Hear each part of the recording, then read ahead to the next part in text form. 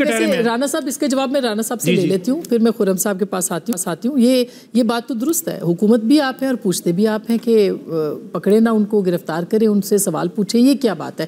آپ نے احتساب کرنا ہے یا نہیں کرنا؟ بسم اللہ الرحمن الرحیم. دیکھیں، سب سے پہلے تو جو نعیم صاحب جو باتیں کر رہے ہیں میں سمجھتا ہوں افسوسناک ہیں، کیونکہ ملک میں دہشت گردی کا جو مسئلہ ہے وہ سیاسی مسئلہ نہیں ہے، وہ ٹرانس نیشنل ایلیمنٹس ہیں اس میں، اور دیگر معاملات ہیں، اور پھر کوارڈینیشن صوبائی جو ادارے ہیں جس میں سی ٹی ڈی ہے، پولیس ہے، ان کی وفاقی اداروں کے ساتھ کوارڈینیشن کے معاملات ہیں. تو یہ ایک سیریس معاملہ ہے، لیکن یہ شو کرتا ہے کہ پی ٹی آئی کوئی موقع نہیں جانے دیتی، اور جو ملکی جو ایشوز ہیں اس کو بھی سیاسی رنگ دے کے عوام کو کنفیوز کرتی ہے. یہ نہیں کرنا چاہیے، کیونکہ دہشت گردی ایک بڑا سیریس معاملہ ہے. انہوں نے کہا جی ہمارے دور میں ختم ہو گئی تھی.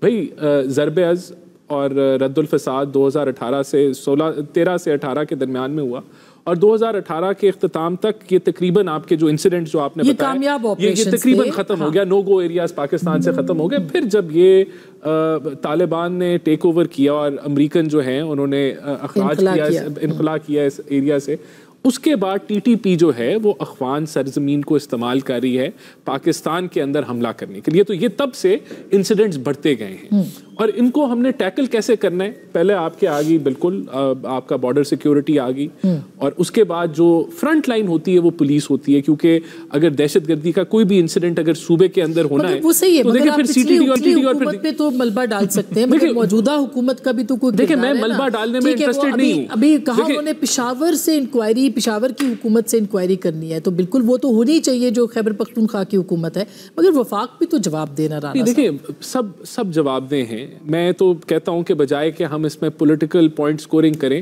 اس کے اوپر ہم کوارڈینیشن بڑھائیں جس کی ضرورت ہے. اب یہ بالکل جب آپ نے ٹی ٹی پی سے مذاکرات کرنا شروع کیے تو انہوں نے اس چیز کو استعمال کیا. وہ انہوں نے ری گروپ ہوئے، ری کوپ ہوئے، اور ان کا جو پھر اس کے بعد جب وہ حملہ آور ہوئے تو بڑے تگڑے طریقے سے ہوا، ان کو موقع مل گیا آرگنائز ہونے کا. تو وہ بالکل ایک غلط پالیسی ثابت ہوئی. آج کے دن میں اگر آپ دیکھیں تو غلط پالیسی ثابت ہوئی. تو دیکھیں میرے خیال سے بجائے کہ ہم، لیکن آپ سمجھتے ہیں کہ یہ پالیسی صرف عمران خان صاحب کی تھی؟ دیکھیں خان صاحب اس کو، ان کی یہ فلیگ شپ پالیسی تھی.